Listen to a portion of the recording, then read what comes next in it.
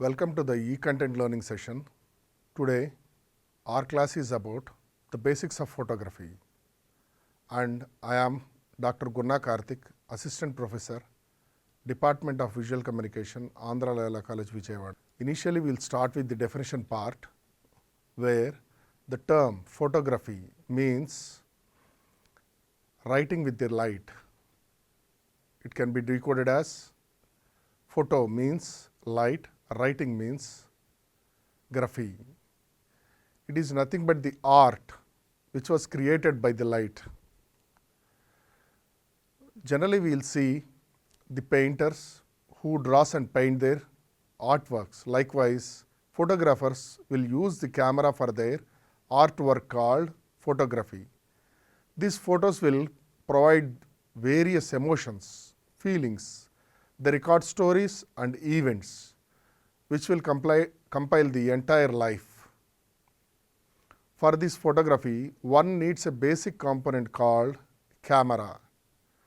The camera consists of two basic components within it. First one was camera body and second one was lens part.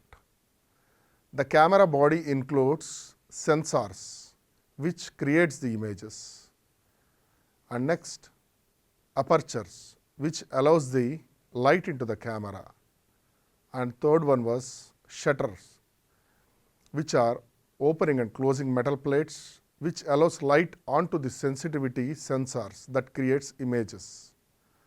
This all about camera body. When it comes to lenses, the optical material, the optical glasses which are in concave and convex shapes were called lenses. They will direct the light rays from the outside ambience into the camera through it. And we can observe various forms of lenses such as normal lens, telephoto lens, wide angle lens, fisheye lens and 180 degrees lens. We will use this lens according to our context. So, the next topic was pixel. Pixel is nothing but the basic building block of a frame. The resolution can be denoted with the use of pixels, which forms the image units. And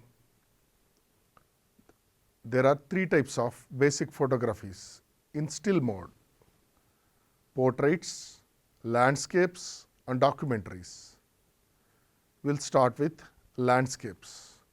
The landscape photographies are none other than nature and scenic photographs. They denotes the horizontal spaces of the earth.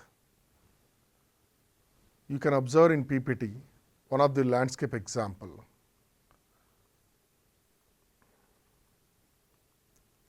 Next, portraits. Portraits are humanoid photographs which were dedicated for capturing humans. The portraits always ejects the emotions. Within the portrait also, we have various portrait styles. You can observe in the PPT. These are the various portrait styles, which includes various basic shots of photography such as extreme long shots, mid-long shot, mid close-up and extreme close-ups.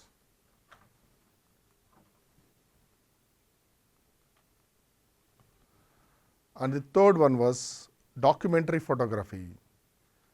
The documentary photography is nothing but the still picture which had an ability to narrate the story. Within the documentary still photographs, a story can be narrated. You can observe the PPT where a story can be narrated through its, even if it was in still mode. And these documentary photographs can be found out in magazines, books, newspapers, internets. These documentary photographs can be in the mode of landscapes or portraits.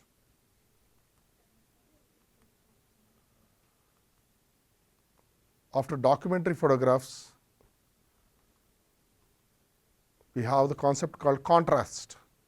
Contrast is nothing but the difference between the two elements in a photograph, such as dark, light, or light, shadow, white, black.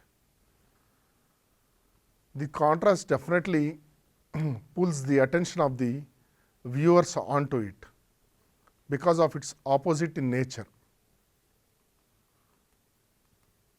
Next concept in composition was rule of third.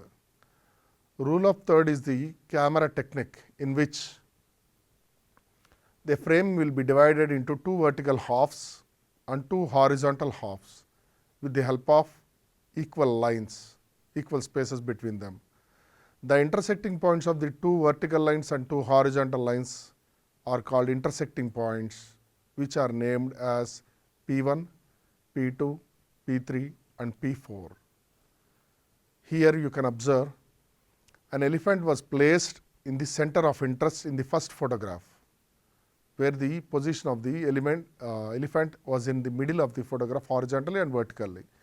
Whereas in the second photograph, it was placed in rule of third position. That means the horizontal and vertical intersecting point is the point P4, where the elephant was placed here in photograph 2.